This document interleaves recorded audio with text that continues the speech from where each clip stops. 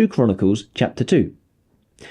Solomon gave orders to build a temple for the name of the Lord and a royal palace for himself.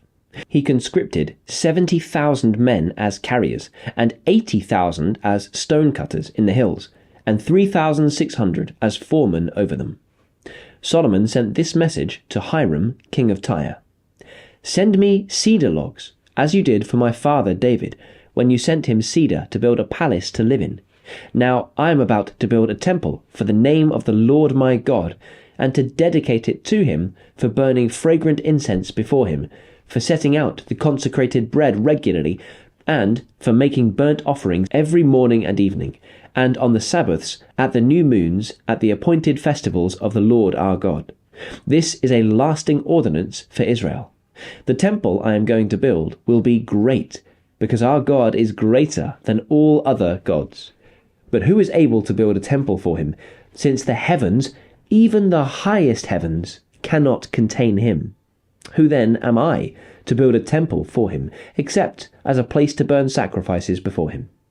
Send me, therefore, a man skilled to work in gold and silver, bronze and iron, and in purple, crimson, and blue yarn, and experienced in the art of engraving, to work in Judah and Jerusalem with my skilled workers, whom my father David provided. Send me also cedar, juniper, and algum logs from Lebanon, for I know that your servants are skilled in cutting timber there.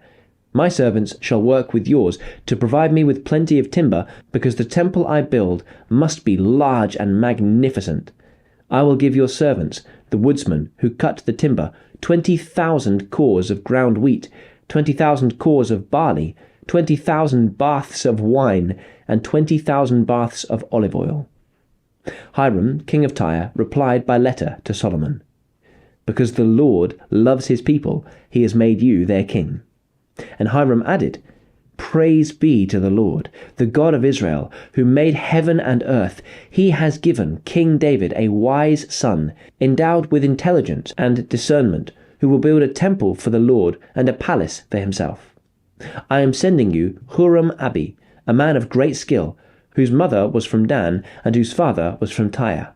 He is trained to work in gold and silver, bronze and iron, stone and wood, and with purple and blue and crimson yarn and fine linen. He is experienced in all kinds of engraving and can execute any design given to him. He will work with your skilled workers and with those of my lord David your father. Now let my lord send his servants the wheat and barley and the olive oil and the wine he promised, and he will cut all the logs from Lebanon that you need, and will float them as rafts by sea down to Joppa. You can take them up to Jerusalem." Solomon took a census of all the foreigners residing in Israel after the census his father David had taken, and they were found to be 153,600. He assigned 70,000 of them to be carriers, and 80,000 to be stone cutters in the hills, with 3,600 foremen over them to keep the people working.